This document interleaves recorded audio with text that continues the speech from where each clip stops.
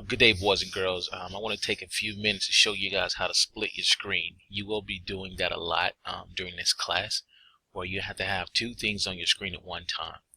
So the first thing you need to do is try not to have everything full screen. So try not to have everything maximized. So click this button here to restore it.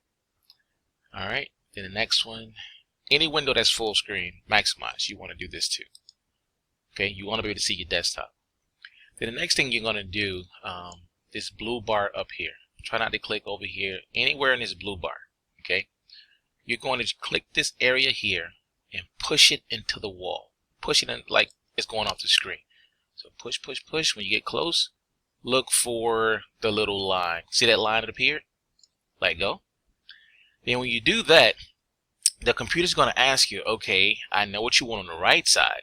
What do you want on the left side? Then click what other window you need to view.